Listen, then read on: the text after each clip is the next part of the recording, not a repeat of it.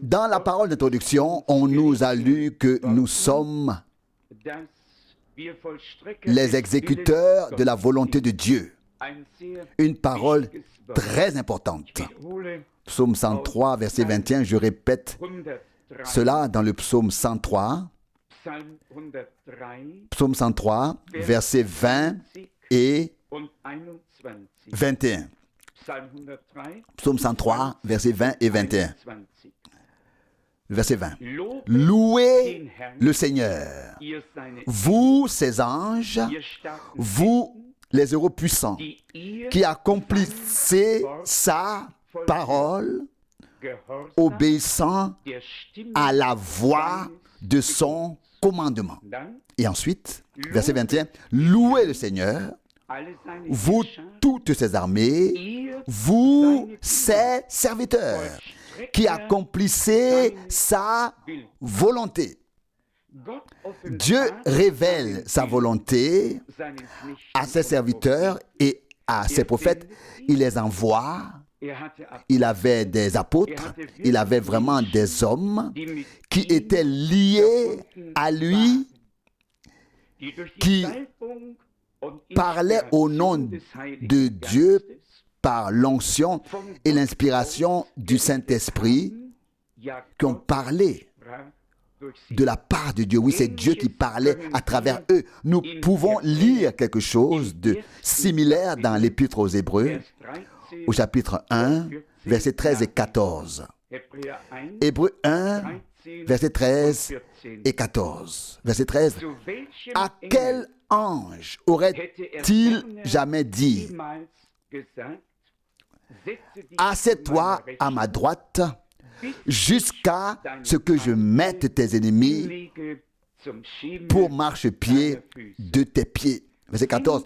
Ne sont-ils pas tous des esprits au service de Dieu, envoyés pour exercer un service en faveur de ceux qui doivent être sauvés? Au verset 7, il est écrit: et à propos des anges, il est dit, il fait de ses anges des vents et de ses serviteurs des flammes de feu.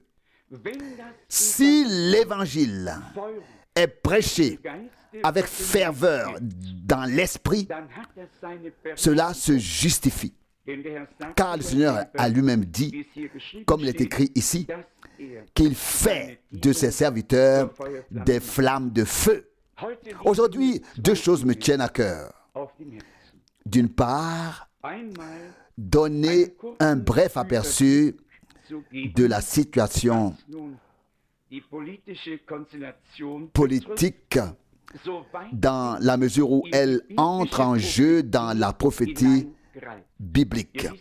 Vous savez bien que nous n'avons pas la moindre intention ici de nous engager politiquement. Mais lorsque certains événements et processus interfèrent avec la partie prophétique et le déroulement de la fin des temps, il est alors nécessaire d'éclairer les choses à la lumière des Saintes Écritures, d'en parler afin d'acquérir ainsi une compréhension, voire une vue d'ensemble et une vision d'ensemble de ce qui se passe actuellement. Et ensuite, une parole sur la manière dont nous pouvons ainsi venir au Seigneur. Avant d'entrer dans cette réflexion, je voudrais aborder brièvement le passage d'Apocalypse 19, verset 11, Apocalypse 19, verset 11, car notre Seigneur y est décrit comme fidèle et véritable ici. Nous l'avons déjà souligné lors de l'introduction. Apocalypse 19, verset 11. Verset 11. Puis je vis le ciel ouvert, et voici un cheval blanc. Celui qui le monte s'appelle Fidèle est véritable. Il juge et combat avec justice. Quiconque lit cette parole, fidèle et véritable, ne peut s'empêcher de penser qu'il est également écrit que nous devons rester fidèles jusqu'à la fin, que nous devons persévérer afin d'être couronnés nous aussi. Quant au déroulement de notre époque, nous soulignons sans cesse que nous vivons effectivement à l'aube du retour, donc très proche du retour de Jésus-Christ. Nous devons simplement considérer cela comme ordonné par Dieu et l'accepter.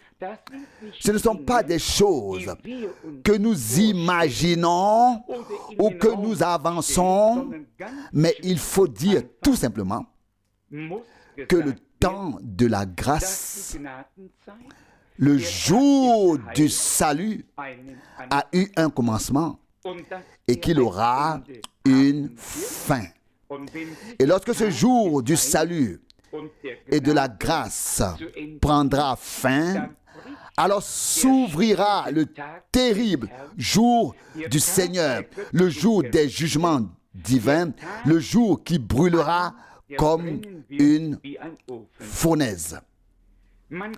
En lisant la prophétie biblique, on peut voir son accomplissement à différents niveaux.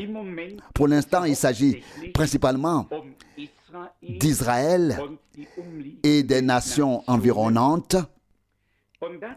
Et à ce sujet, disons ceci. Quoi qu'il arrive et quoi qu'il se passe, une chose est très claire. À la fin, le monde entier se retournera contre Israël. Cela ne nous plaît pas et cela n'a rien à voir avec des pensées nationalistes, mais Dieu a tout simplement choisi Israël.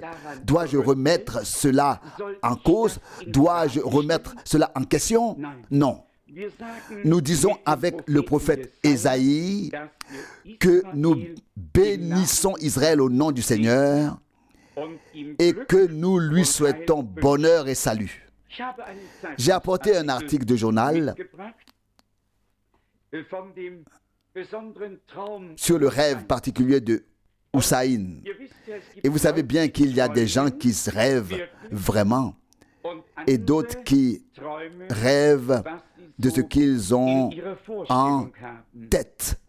Et surtout, dans les pays anglophones, c'est monnaie courante. C'est banal de dire « I have a dream ». J'ai un rêve. C'est donc cela, mais cela ne signifie pas nécessairement qu'on a dormi la nuit et qu'on a ensuite rêvé de quelque chose. Cela peut signifier, et signifie dans 99%, donc 99% des cas qu'on a une certaine idée de la façon dont les choses pourraient être.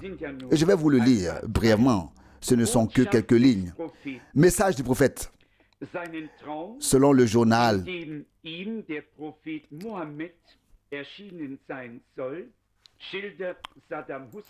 koweïtien,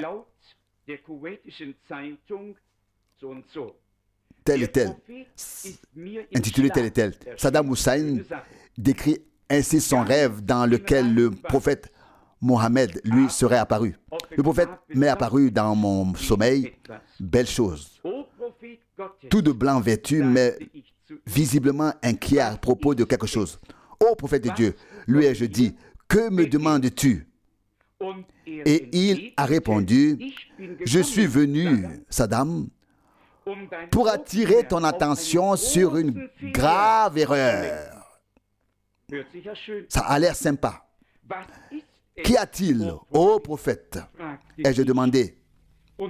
Et il a dit, je vois que tes missiles sont mal utilisés. Intéressant. Je vois que tes missiles sont mal utilisés. Comment ça? Ai-je demandé. Et il a répondu, ils ne pointent pas dans la bonne direction. Une belle chose. En effet, elle pointe actuellement vers l'Arabie saoudite, là où toute l'armée est rassemblée, et non vers Israël. Avez-vous compris cela? Je continue ma lecture. Comment cela? Demandai-je. Elle ne pointe pas dans la bonne direction. Quelle est la direction que tu souhaites au prophète du Seigneur? Demandai-je. Et il répondit, tu connais la direction et tu devrais corriger cela. Oui, il connaît la direction. Il la connaît très précisément. Cela devrait donc être corrigé rapidement et le sera. Pour conclure, on peut lire, Saddam, selon le journal, aurait conclu en ces termes, soudain, le prophète a disparu et il me semble qu'il n'était venu que pour faire cette remarque. Eh bien, il a bel et bien fait cette remarque et le monde entier a déjà remarqué dans quelle direction tout va et doit aller. À ce sujet, pour que nous le sachions, je l'ai déjà dit une fois, nous n'en sommes pas encore tout à fait là, mais je voudrais néanmoins lire quelques passages de la Bible. Le premier, qui est très important pour nous tous, se trouve dans Josué, chapitre 1. Afin que tous sachent pour toujours que c'était la volonté de Dieu que les deux tribus édémies de Rouben et Gad et la demi-tribu de Manassé, que ces trois tribus ou ces deux tribus édémies reçoivent leur portion du pays à l'est du Jourdain et non à l'ouest comme les autres. Josué, chapitre 1, verset 12 à 15. Verset 12. Josué dit aux tribus de Rouben et de Gad et à la demi-tribu de Manassé. Verset 13. Souvenez-vous de la parole que Moïse, le serviteur du Seigneur, vous a imposé comme devoir. Lorsqu'il a dit, le Seigneur, votre Dieu, vous a fait parvenir à bon port et vous a donné ce pays. Verset 14. Que vos femmes, vos petits-enfants et votre bétail restent dans ce pays que Moïse vous a assigné de ce côté du Jourdain. Mais vous, tous les hommes aptes au combat, vous passerez en tête de vos frères, armés pour le combat, et vous les aiderez. Verset 15. Jusqu'à ce que le Seigneur ait fait parvenir vos frères à destination, tout comme vous, et qu'ils aient eu aussi pris possession du pays que le Seigneur, votre Dieu, veut leur donner. Oui, peut-être encore la dernière partie ici, verset 15, et qu'ils en prennent possession et s'y établissent comme Moïse, le serviteur du Seigneur, vous l'a prescrit dans le pays de l'Est du Jourdain. J'aurais en fait voulu apporter ce matin la carte qui montre exactement l'étendue du territoire que Dieu a attribué à Israël. Quiconque connaît la Bible sait donc que ce n'est pas Israël qui occupe des terres, mais que la Jordanie actuelle occupe la grande majorité du pays qui, selon la volonté divine, est destiné au peuple d'Israël et lui appartient.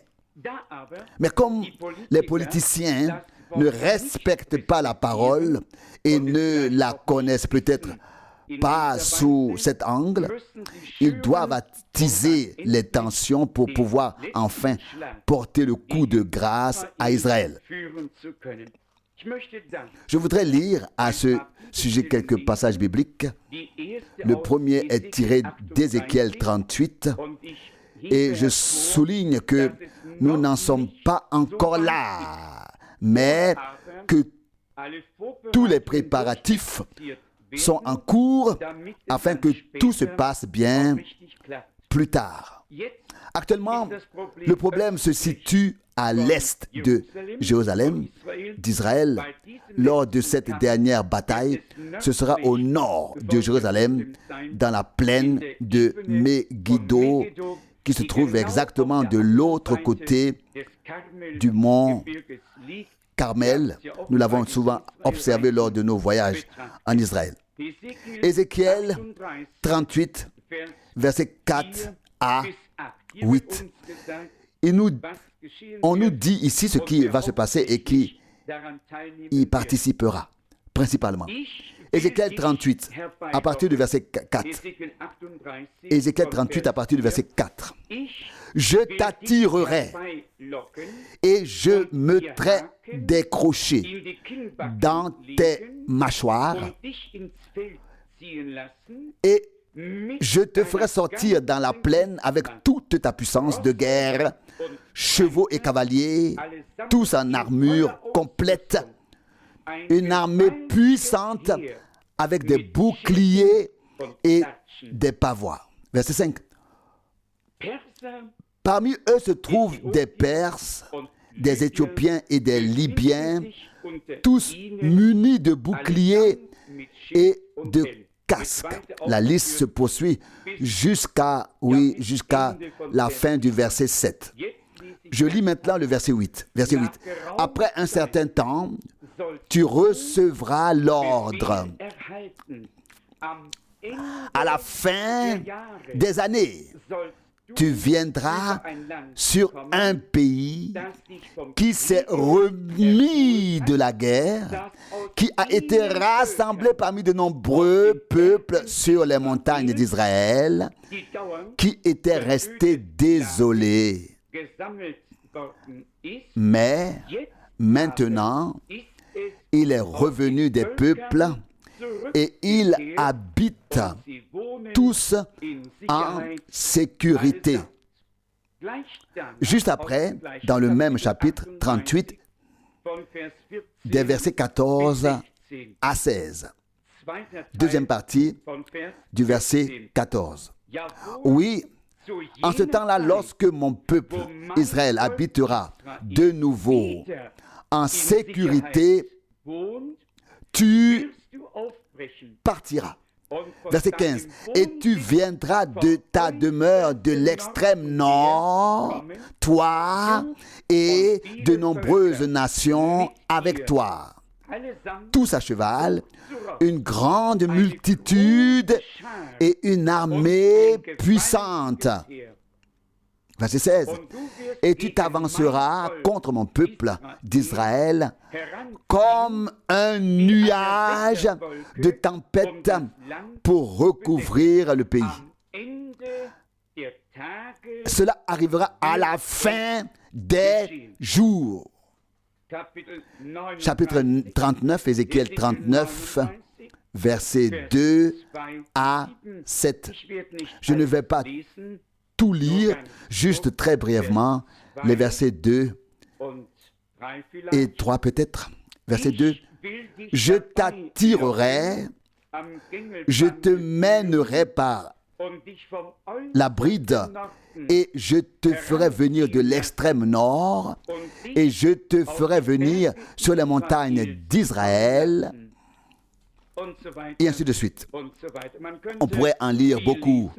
Ce qui est important pour nous, c'est encore le verset 9, où il est écrit qu'on fera du feu pendant 7 ans avec les armes qui resteront alors. C'est-à-dire qu'on pourra s'en servir pour se chauffer. Les gens n'auront alors plus besoin d'huile, ce qui sera une bonne chose, ni d'autres combustibles. Et au verset 12, il est dit, verset 12, la maison d'Israël s'occupera alors pendant 7 mois de leurs funérailles afin de purifier le pays. On en arrivera donc effectivement à ce que, tout comme les nations se mobilisent aujourd'hui pour forcer Hussein à évacuer le Koweït, ces mêmes nations, mais sous une autre domination, à savoir au nord d'Israël, se mobiliseront comme une armée sans précédent depuis la nuit des temps pour ensuite porter ce coup anéantissant. Mais alors Dieu frappera à l'improviste et dira jusqu'ici et pas plus loin. Alors Dieu se glorifiera. Je voudrais lire à ce sujet les chapitres 2,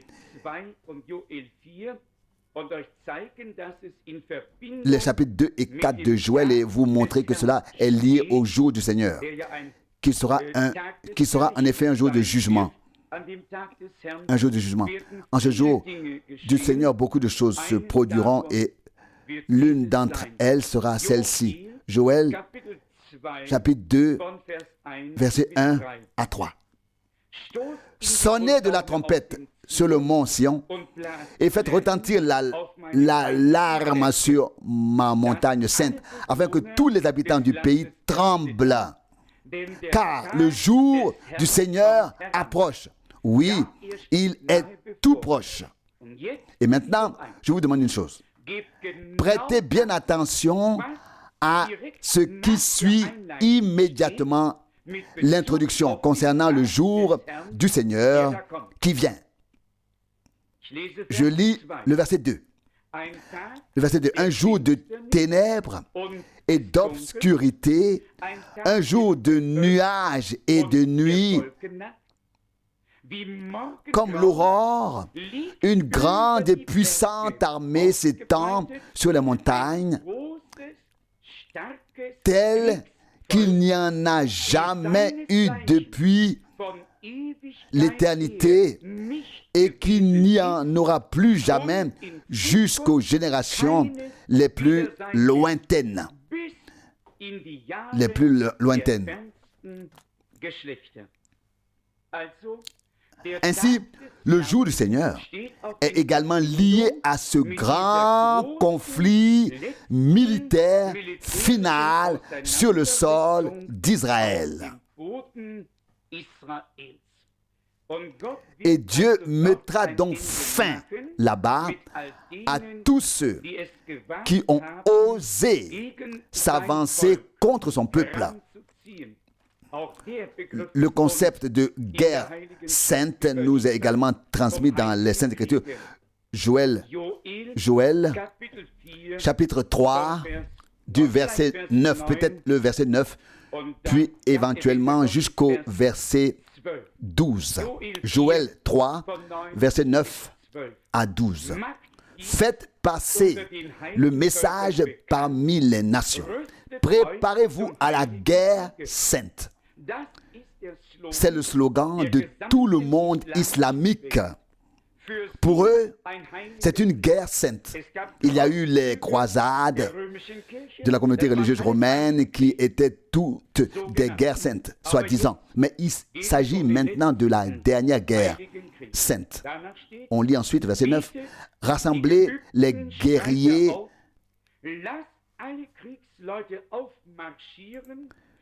que tous les combattants se mettent en marche et avancent. » Verset 10. « Forgez vos socs en épée et vos serpes en lance, que le lâche dise, je suis un héros. » Verset 11. « Hâtez-vous et venez ici, vous toutes les nations païennes des environs, et rassemblez-vous, que tes guerriers s'y rendent. »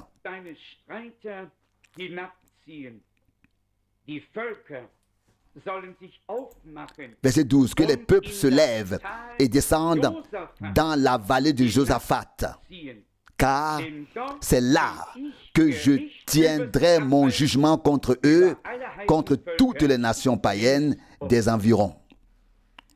Nous ne nous réjouissons jamais de choses qui ne sont pas bonnes. Nous préférerions qu'il fût déjà écrit ici que le monde entier viendrait au Seigneur, que tous le reconnaîtraient et lui rendraient l'adoration. Avant que cela n'arrive, d'autres événements devront encore se produire.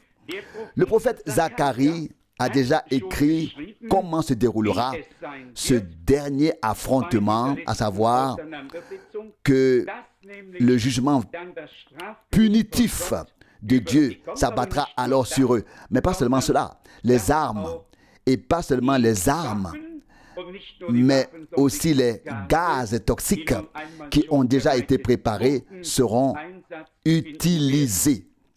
Zacharie, chapitre 14, verset 12. Voici en quoi consistera le jugement par lequel le Seigneur frappera toutes les nations qui marcheront contre Jérusalem. Il fera pourrir leur chair alors qu'ils seront encore debout. Leurs yeux pourriront dans leurs orbites et leur langue se décomposera dans leur bouche. Il en sera ainsi lors de la dernière bataille. Ce qui va se passer maintenant ne sera qu'une préparation à cela.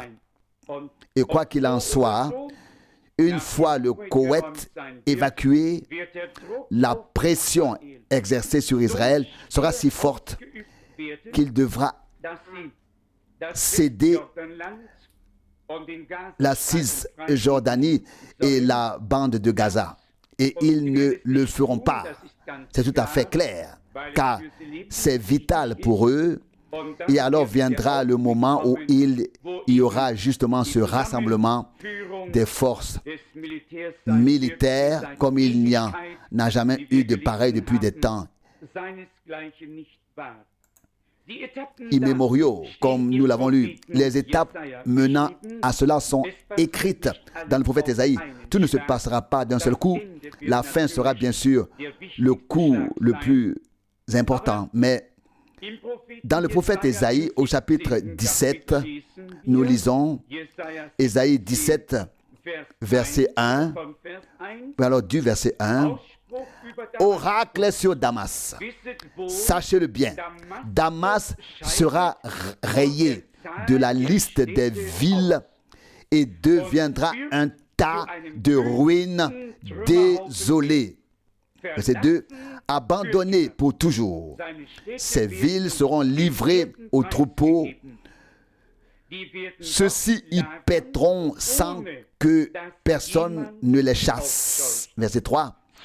Fini la forteresse d'Éphraïm et la royauté de Damas, et le reste de la Syrie ressemblera à la gloire des fils d'Israël. Telle est la parole du Seigneur des armées. Il y a, et ici aussi maintenant au chapitre 19, une description plus détaillée des différentes étapes menant à ce but. Ésaïe 19, au verset 16, il est écrit, verset 16, Ésaïe 19. En ce jour-là, les Égyptiens seront comme des femmes. Ils trembleront et frémiront devant la main que le Seigneur des armées brandit contre eux. Puis, je continue à lire à partir du verset 18. Verset 18. En ce jour-là, il y aura 5 villes en Égypte qui parleront la langue de Canaan, c'est-à-dire l'hébreu, et qui jureront fidélité au Seigneur des armées, et ainsi de suite. Puis, au verset 22, il est écrit, lorsque le Seigneur aura frappé les Égyptiens de plaies, mais qu'il les aura aussi guéris, ils se tourneront vers le Seigneur, ils se convertiront au Seigneur et il se laissera implorer par eux et les guérira.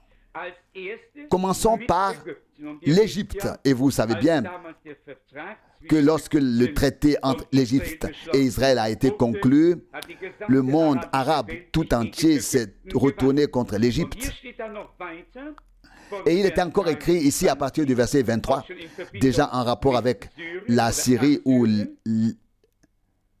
la Syrie, Ésaïe 19 à partir du verset 23. En ce jour-là, une route frayée ira d'Égypte en Assyrie, de sorte que les Assyriens pourront se rendre en Égypte et les Égyptiens en Assyrie, et les Égyptiens serviront le Seigneur avec l'Assyrie. Au verset 24, en ce jour-là, Israël sera le troisième membre de l'alliance avec l'Égypte et l'Assyrie, une bénédiction au milieu de la terre. Verset 25. Que le Seigneur des armées a béni en disant, béni soit mon peuple, l'Égypte et l'Assyrie, l'œuvre de mes mains, et Israël, mon héritage. Nous nous réjouissons que Dieu ait pensé à tout. Juste une parole à ce sujet, tirée du prophète Zacharie au chapitre 12, indiquant que non seulement 2 peuples seront alors pardonnés, mais que le monde entier et tous les peuples reconnaîtront le Seigneur et le serviront. Zacharie, chapitre 12, verset 9. Et il arrivera en ce jour-là que je m'efforcerai d'exterminer tous les peuples qui auront marché contre Jérusalem.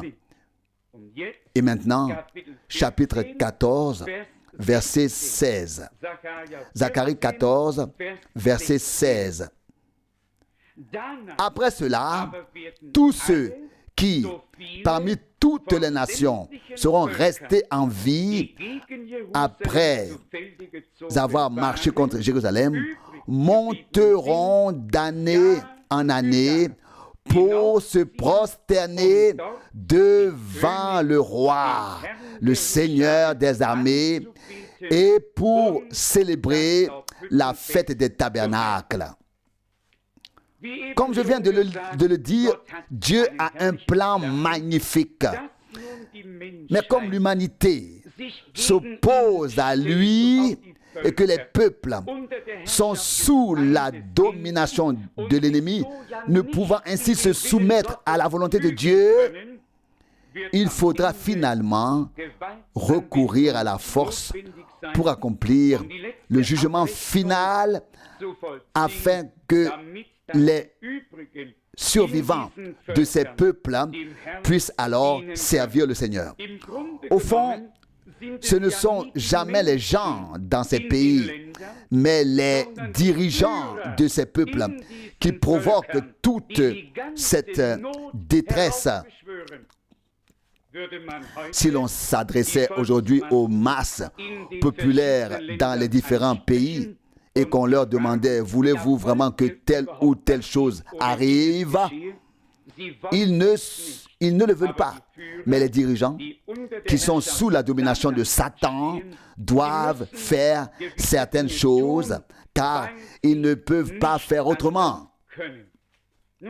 J'aimerais maintenant passer à la deuxième partie qui est la plus importante et lire à ce sujet un passage de l'Évangile selon Marc, en repensant justement à hier soir. Marc, chapitre 2, je crois, un passage, un événement qui nous est très familier à tous. Marc, chapitre 2, verset 1. Quelque temps plus tard, lorsqu'il est revint à Capernaum et que la nouvelle se répandit qu'il était dans la maison. Arrêtons-nous un instant ici. Notre Seigneur était revenu à Capernaum. C'est là qu'il avait d'ailleurs habité pendant un certain temps. Et lorsque la nouvelle se fut répandue qu'il était dans la maison, c'était là le point crucial, qu'il était venu, qu'il était présent, qu'il était là. Lorsque cette nouvelle se répandit, il est écrit au verset 2, aussitôt tant de gens se rassemblèrent qu'il n'y avait même plus de place devant la porte. Et il leur prêchait la parole. On savait que le Seigneur était revenu. Je me réjouis de cette parole, rentrer ou revenu. Vous connaissez certainement le passage de l'Ancien Testament, la parole, Ikabot, la gloire du Seigneur s'est retirée. 1 Samuel 4, verset 21. Et quand la gloire du Seigneur reviendra, quand le Seigneur reviendra dans son Église, quand cela sera connu, et cela doit arriver à la fin des jours. Nous ne nous contentons pas de considérer la partie prophétique qui inclut l'évolution politique d'Israël et tout ce qui s'y rapporte. Nous voulons être témoins du retour du Seigneur dans son Église et du fait que d'une manière ou d'une autre, on sache qu'il est revenu dans l'Église, qu'il peut être présent comme il l'a promis. Je serai avec vous tous les jours jusqu'à la fin du monde. Et là où 2 ou 3 sont réunis en mon nom, je suis au milieu d'eux. Hier soir, nous ne l'avons pas seulement entendu, nous avons en fait vu de nos propres yeux ce qui se passe lorsque le Seigneur est réellement présent. Partout où il se trouvait, les gens affluaient. Les pécheurs ont reçu le pardon. Les possédés ont été libérés, délivrés. Les malades ont été guéris. Le salut de Dieu s'est manifesté là où Jésus était présent. Ce ne sont pas seulement des paroles sur le royaume de Dieu, mais la puissance de Dieu qui s'est manifestée à tous ceux qui étaient venus pour écouter le Seigneur. Ils étaient également venus pour l'expérimenter, pour faire l'expérience de sa présence. Et nous devons simplement garder cela à l'esprit. Il ne suffit pas de venir et d'écouter. Nous devons venir avec l'intention d'écouter, de croire et d'expérimenter Dieu, de faire l'expérience de Dieu. Si tel pouvait être l'ordre des choses, alors nous aussi, nous verrons la gloire de Dieu. Car, voyez, il n'en va pas autrement. Dieu est fidèle et véritable. Il ne peut pas manquer à sa parole. Il doit être à la fin tel qu'il était au commencement, car il est l'alpha et l'oméga, le même hier, aujourd'hui et pour l'éternité. Ce n'est pas seulement pendant les jours du Seigneur, mais aussi à l'époque des apôtres, que ce même ministère s'est poursuivi et que la présence de Dieu s'est manifestée par une action surnaturelle parmi ceux qui ont cru. La même chose doit se reproduire. Il ne peut en être autrement, à moins que nous ne nous contentions de l'apparence de la piété tout en reniant sa puissance. Nous voulons que la puissance de Dieu se manifeste et la parole de la croix est une puissance de Dieu pour tous ceux qui croient en elle. Je continue ma lecture. Verset 3, des gens vinrent alors vers lui, amenant un paralytique porté par 4 hommes. Au verset 4, comme ils ne pouvaient pas l'approcher à cause de la foule, ils ont découvert le toit de la maison à l'endroit où se trouvait Jésus et ont fait descendre par l'ouverture qu'ils avaient percée le lit sur lequel gisait le paralytique. Quelle leçon pouvons-nous en tirer? Pour ceux qui avaient déjà fait l'expérience de Dieu, amener d'autres personnes au Seigneur était une telle préoccupation, quoi qu'il en coûte. Ils n'ont pas pu réfléchir ni se demander que va dire maintenant le propriétaire de la maison, que vont penser les gens de cela. Celui qui croit agit parfois aussi à l'encontre de ce qui naturellement pourrait sembler aller de soi à la raison. Mais cela se fait toujours en toute réflexion. Il n'est pas écrit que quelque chose soit tombé de la toiture ou de la couverture du toit, causant ainsi du tort à quelqu'un. Ils ont agi avec beaucoup de sagesse. Ce dont il s'agit ici, c'est de ceci. Les personnes qui ont expérimenté Dieu, qui ont déjà été en présence du Seigneur, sur lesquels la puissance de Dieu s'est manifestée, feront tout leur possible pour amener les autres à lui aussi et les faire descendre là où ils se trouvent. Quoi qu'il en coûte. Voici maintenant une question qui s'adresse à nous tous. Pouvons-nous nous comparer à cela? Une telle conviction, une telle ardeur est-elle en nous? Avons-nous saisi à quel point les hommes sont perdus et compris ce que signifie qu'une âme vaut plus aux yeux de Dieu que le monde entier? Matthieu 16, 26, nous avons également entendu cela hier soir. La flegme qui s'est installée chez tous les croyants, y compris chez nous, doit prendre fin.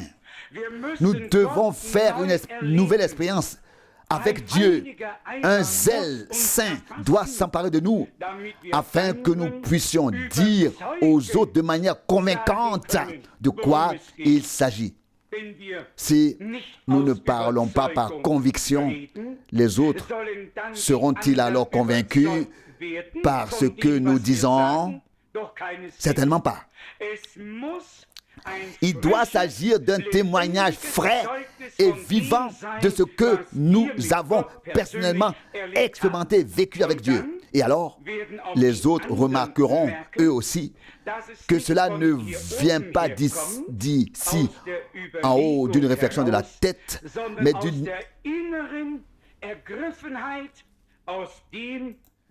parce qu'on a été saisi intérieurement de ce que nous avons personnellement expérimenté avec le Seigneur. Lisons maintenant le verset 5. Le verset 5. Voyant leur foi, Jésus dit au paralytique, mon fils, tes péchés te sont pardonnés. Le Seigneur a regardé la foi de ceux qui l'ont amené. On peut aussi croire pour les autres. Et vous voyez bien que c'était une affaire de cœur pour eux. Pas seulement de voir ce qui allait se passer, ils étaient convaincus que cela allait se produire. C'est pourquoi ils ont agi par la foi et ont fait descendre cet homme devant le Seigneur.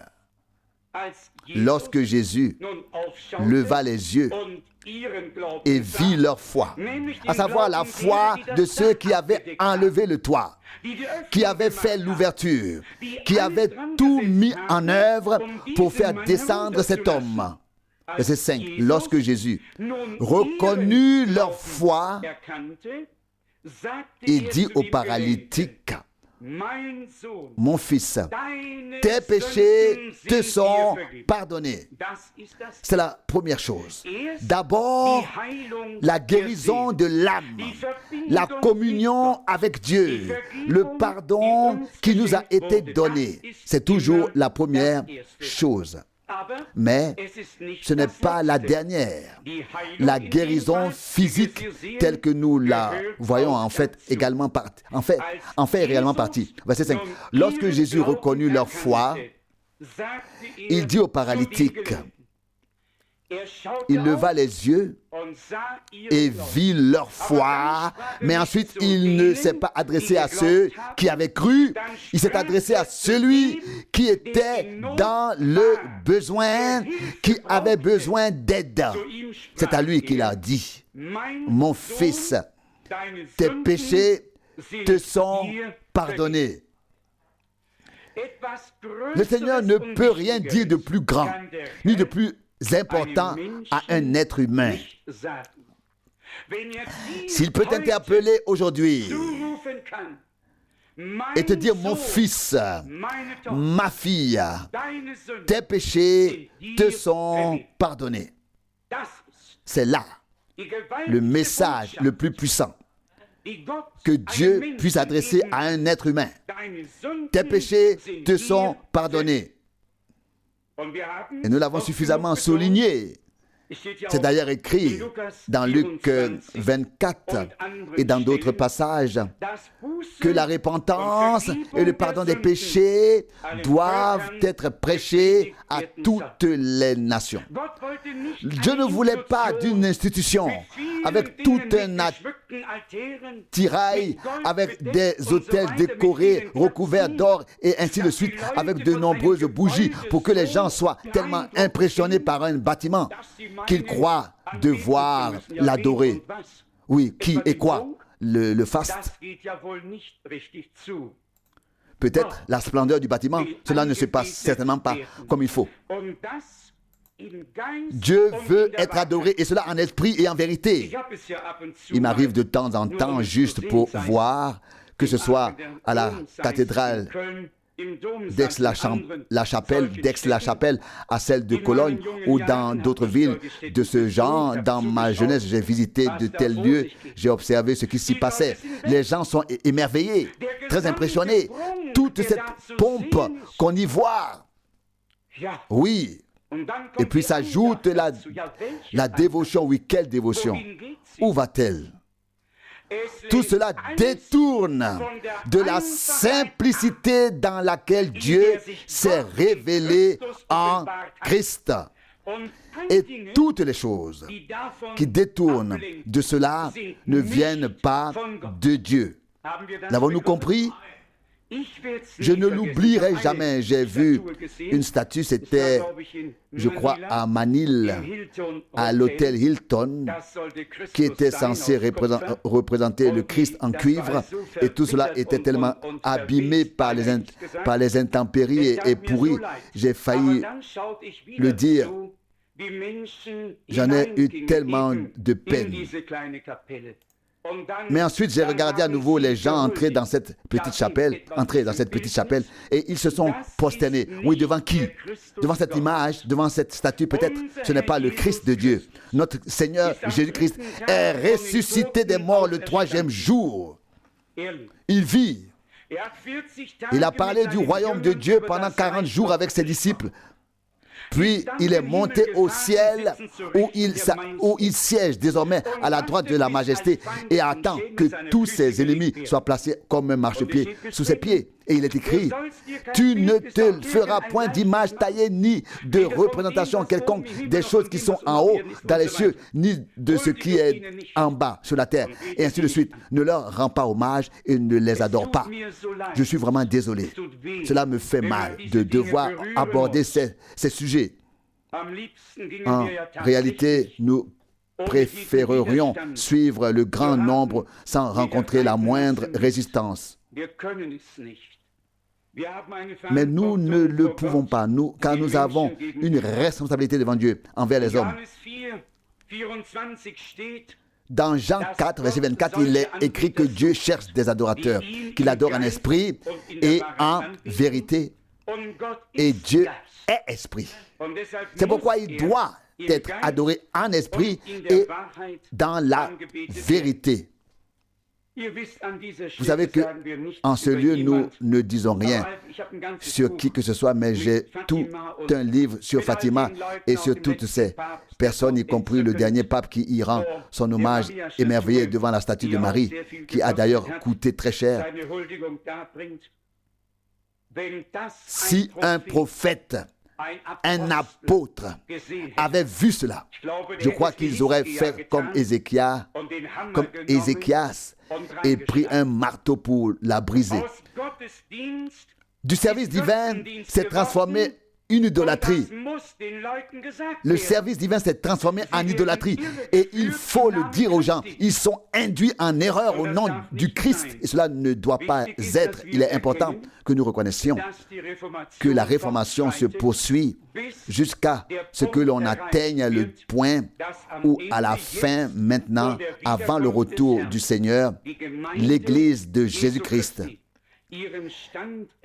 elle retrouvera son état tel qu'il était au commencement dans le christianisme primitif. Revenons à notre texte, le verset 5 encore une fois. Verset 5. Jésus, reconnaissant leur foi, dit au paralytique, « Mon fils, tes péchés te sont pardonnés. » Verset 6. Or, il y avait là quelques scribes qui raisonnaient en eux-mêmes dans leur cœur. Comment peut-il parler ainsi? Il blasphème Dieu. Qui peut pardonner les péchés sinon Dieu seul? Verset 8. Jésus, percevant aussitôt dans son esprit ce qu'il pensait, leur dit, « Pourquoi pensez-vous ainsi dans vos cœurs ?» Verset 9. Qu'est-ce qui est le plus facile? De dire au paralytique, tes péchés te sont pardonnés, ou de dire, lève-toi, prends ton lit et marche.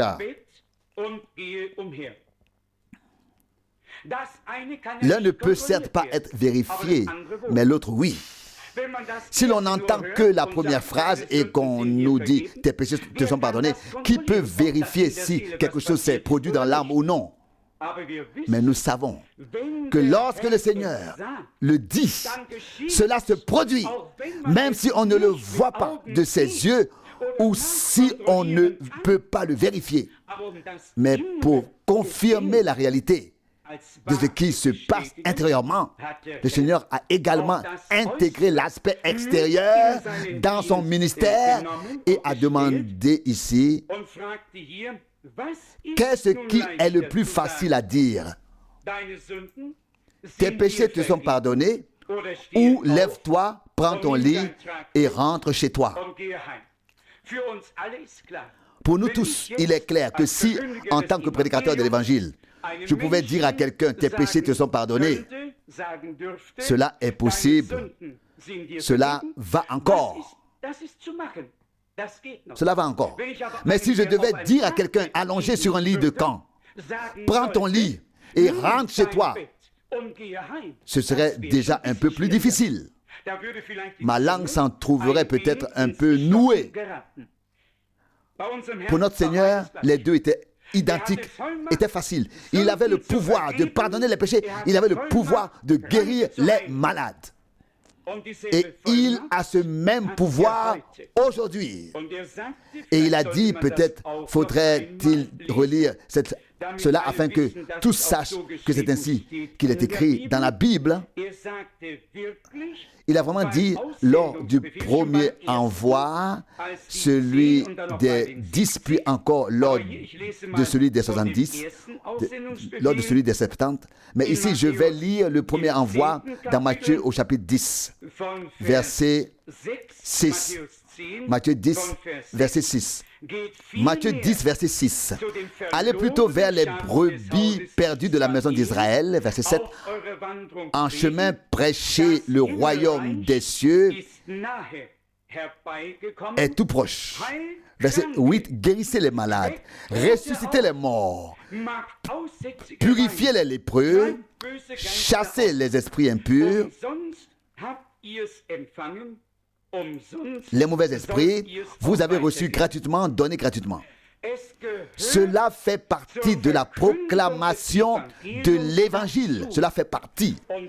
Et comme nous l'avons si bien entendu hier soir, c'était tout à fait merveilleux lorsque l'homme de Dieu a dit, si quelqu'un venait me voir et me demandait de le guérir, je devrais répondre, je ne peux pas. Et pourquoi un homme de Dieu ne le peut-il pas? Parce que le Seigneur l'a déjà fait. Je ne peux pas refaire ce qu'il a déjà fait. Il nous a sauvés.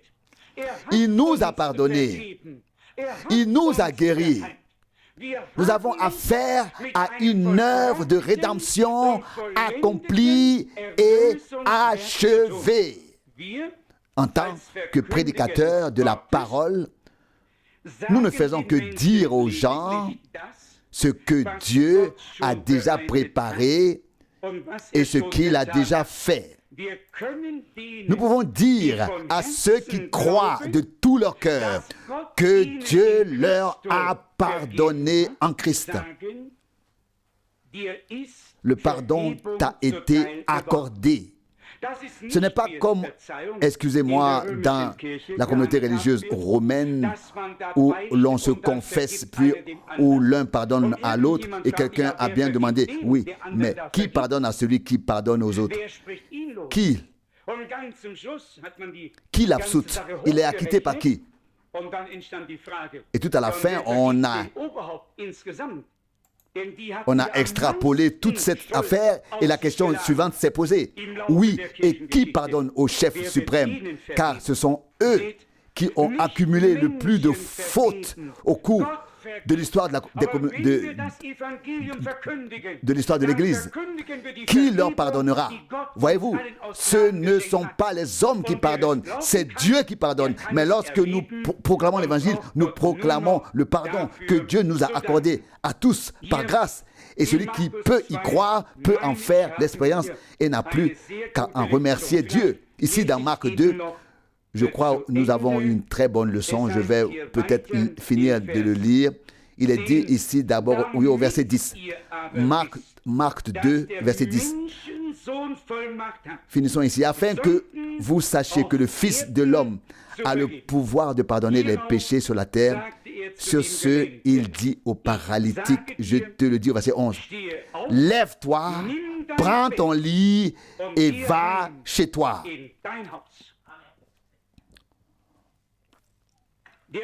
Le point et ce qui va de pair ici sont les suivants.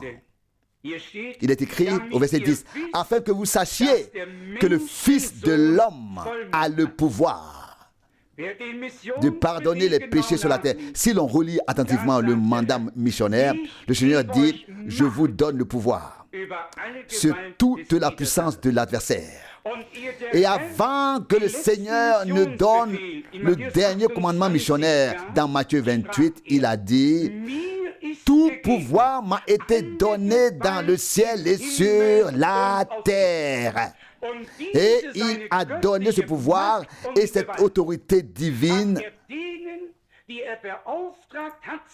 Donc ce pouvoir divin et cette autorité divine à ceux qu'il a chargés de proclamer l'évangile afin qu'ils puissent annoncer sa parole avec son autorité et son pouvoir, et que les hommes puissent ainsi faire l'expérience du pardon et de la guérison par la grâce.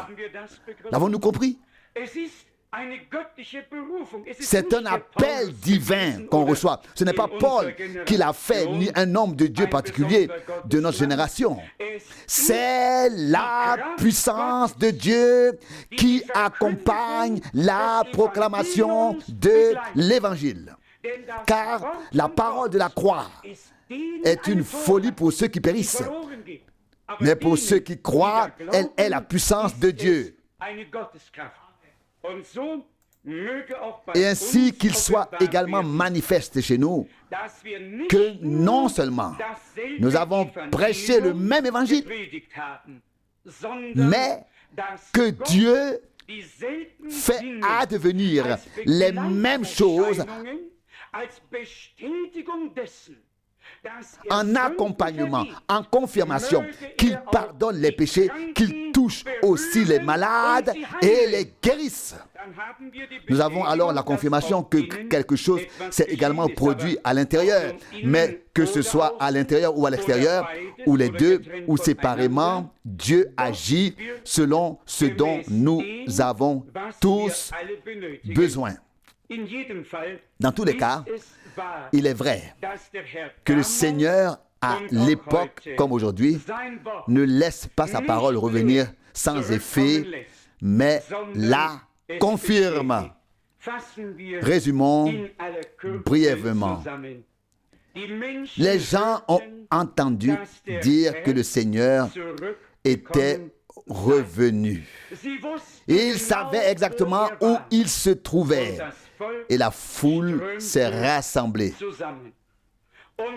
Et ceux qui avaient déjà fait l'expérience de Dieu et savaient ce dont il est capable, n'ont pas seulement amené quelqu'un, ni amené quelqu'un qui avait juste un petit mal d'estomac, des mots qui viennent, qui vont et viennent, qui vont et viennent. Ils ont amené un cas vraiment critique, un homme paralysé, allongé sur une civière. C'est un tel homme qu'ils ont amené.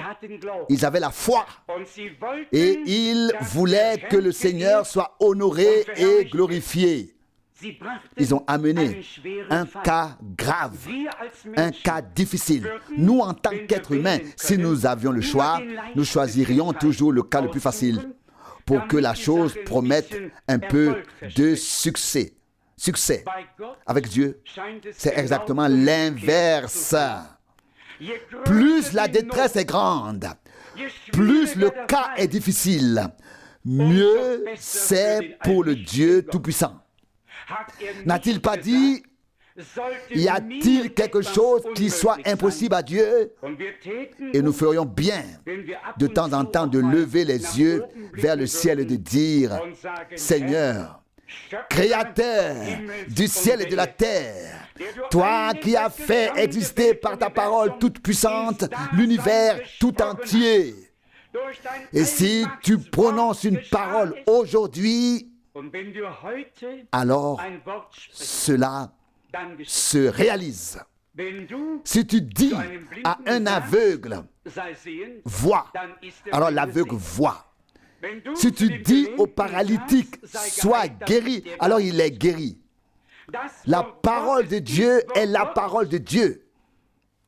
Et elle accomplit toujours ce pourquoi elle a été envoyée. Chaque fois que j'écoute un sermon de frère Branham, je suis à la fois joyeux et attristé.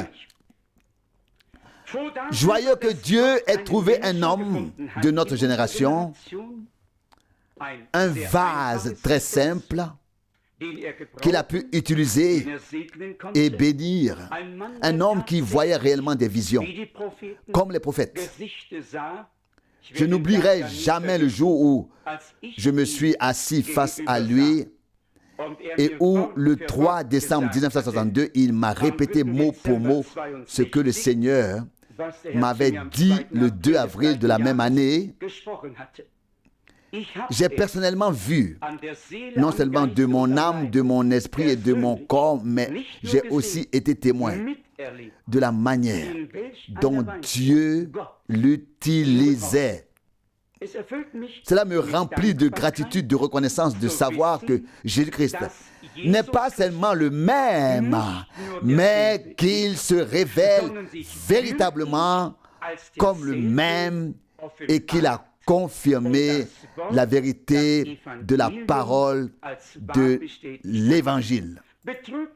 Je crois que nous sommes tous encore attristés de ne pas pouvoir encore dire chez nous, venez, le Seigneur est revenu parmi nous. Amenez les boiteux, les paralytiques, faites-les tous entrer, comme il est écrit dans Matthieu 22, car c'est là, en effet, le dernier appel. Le dernier est parti. Le premier est parti et les invités ont chacun cherché une excuse différente. L'un s'était acheté un champ, il ne pouvait pas venir. L'autre venait de se marier, il ne pouvait pas venir. Chacun a trouvé sa propre excuse. Et le Seigneur était si attristé qu'il s'est mis en colère et a dit, le festin est prêt, les tables sont dressées et les invités, ceux qui ont été conviés, ne sont pas venus. Allez donc dans les rues, près des haies et des clôtures et invitez tous ceux que vous trouverez, les bons et les mauvais. Et voici que la salle se remplit d'invités. Puisse-t-il plaire au Seigneur de revenir dans son Église et puisse-t-il être connu qu'il est alors revenu. Nous savons que par sa parole, il nous a déjà parlé. Nous sentons sa présence encore et encore, mais nous ne sommes pas encore tout à fait satisfaits. Nous sommes reconnaissants à Dieu pour ce qu'il a déjà fait et nous attendons avec impatience ce qu'il fera encore. Ce n'est qu'alors, lorsque nous verrons les actes des apôtres s'accomplir à nouveau sous nos yeux, que nous pourrons pousser des cris de joie et exulter. La promesse nous a été donnée dans la parole de Dieu. Et nous la verrons s'accomplir par grâce. Car autant pouvons-nous déjà le dire aujourd'hui, Dieu veille sur sa parole pour l'accomplir de toutes les manières, que ce soit pour Israël, pour les nations, pour le plan religieux ou politique, de quelque manière que ce soit, Dieu lui-même veille sur sa parole et l'accomplira. Puissions-nous, nous aussi, le redécouvrir, ainsi que la puissance de sa résurrection, nous réjouir et inviter les autres à vivre eux aussi leur propre expérience avec Dieu. Puisse cette journée et cette méditation ne pas avoir été seulement entendue. Puissions-nous avoir été interpellés et venir au Seigneur en sachant, et il est présent pour te dire, ô âme, bien-aimé, de manière tout à fait personnelle, mon fils, ma fille, tes péchés te sont pardonnés, et de dire aux malades, sois guéri. Nous croyons qu'il en est capable. Il a promis d'être présent. Il est fidèle et véritable. Il le fera. Loué soit son Saint-Nom. Amen. Levons-nous et adorons. Père céleste, c'est avec foi que nous nous présentons devant ta sainte face pour te remercier et t'adorer. Seigneur, ta parole prophétique brille comme une lumière éclatante dans un lieu obscur. Nous voyons que c'est la fin des temps et que toutes choses sont menées à leur accomplissement et à leur destination et que ta venue est proche. Seigneur bien-aimé, nous sommes conscients que bientôt le dernier sermon sera prêché, que le dernier appel retentira et que le dernier sera appelé à entrer afin que selon Romains 11, verset 26, la totalité soit pleine, le nombre soit complet. Seigneur, bien-aimé, nous prions ensemble pour tous ceux qui ont levé les mains. Tu connais leurs préoccupations, leurs détresses. Tu sais si elles sont d'ordre psychique, spirituel ou physique. Tu as en effet accompli une rédemption totale qui englobe l'être humain tout entier. Nous te prions donc, Seigneur fidèle, confirme ta parole. Nous croyons qu'il nous serait plus facile de dire « Tes péchés te sont pardonnés » que de dire « Prends ton lit et rentre chez toi ». Mais pour toi, ô Seigneur, les deux se valent. Tu es le Tout-Puissant, le fidèle et le véritable. Tu ne connais pas la crainte. Ta parole est une parole de toute puissance. Que tu dises que la terre produise des arbres, ou que tu dises que des lumières apparaissent dans le firmament, tout ce que tu dis s'accomplit. Tu es le Dieu Tout-Puissant. Dis aujourd'hui à ceux qui ont besoin de pardon, mon fils, ma fille, tes péchés te sont pardonnés. Qu'ils croient maintenant de tout leur cœur que cela s'est accompli selon ta parole. Que même ceux qui sont malades, qui souffrent d'une affection que les médecins ne peuvent guérir, qu'ils puissent croire maintenant que tu as le pouvoir de leur dire « Mon fils, ma fille, tu es guéri. » Seigneur, même ceux qui sont en proie à des vices et ne peuvent s'en libérer eux-mêmes, ceux qui sont liés, voire asservis. Seigneur bien-aimé, ainsi est-il écrit dans Ésaïe 61 et dans Luc chapitre 4, « L'Esprit du Seigneur, Dieu repose sur moi pour annoncer la libération aux captifs. » Seigneur, nous sentons ta présence. Tu es au milieu de nous pour confirmer ta parole comme étant la vérité en tous ceux qui y croient maintenant. Nous n'avons pas entendu un homme. C'était ta sainte parole. Nous te prions donc, tourne ton regard vers nous.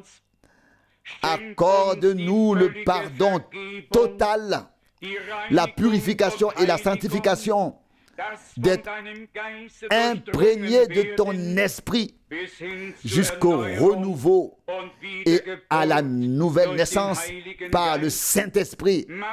Fais-nous participer à ta nature divine, Seigneur. Nous sommes encore sur cette terre. Nous devons lutter contre de nombreuses adversités, passer encore bien des épreuves, mais notre âme chante. Nous te rendons grâce, ô Seigneur, d'avoir été d'être et de rester miséricordieux envers nous jusqu'à ce que nous passions de la foi à la vue. Dieu fidèle, que tous ceux qui ont levé les mains ou non, mais dont tu as touché le cœur, aient désormais la certitude que le pardon leur a été accordé par le salut accompli à Golgotha. Accompli à Golgotha, par la rédemption accomplie à Golgotha. Dieu fidèle, nous prions pour notre pays, pour toute l'Europe, pour le monde entier. Que tu bouleverses encore une fois, que tu ébranles encore une fois le ciel et la terre, et que tu accomplisses encore une fois de grandes choses et confirme ta parole. Seigneur, fais que nous vivions nous aussi le jour où nous pouvons inviter les gens. Oui, même les cas les plus difficiles, avec cette certitude, toi, ô Seigneur, tu peux tout faire. Qu'est-ce que la maladie? Qu'est-ce que la mort et l'enfer face à toi? Tu as tout vaincu et surmonté. Tu es le vainqueur de Golgotha. Tu es ressuscité des morts le troisième jour. Et tu dis, je vous donne le pouvoir sur toute la puissance de Satan. Accorde-nous la grâce de l'accepter dans la foi et de l'exercer ensuite en te faisant confiance. Je te confie tous ceux qui t'ont consacré leur vie aujourd'hui. Accueille-les, car il est écrit, mais à tous ceux qui l'ont reçu, il a donné le pouvoir de devenir enfants de Dieu, à ceux qui croient en son nom.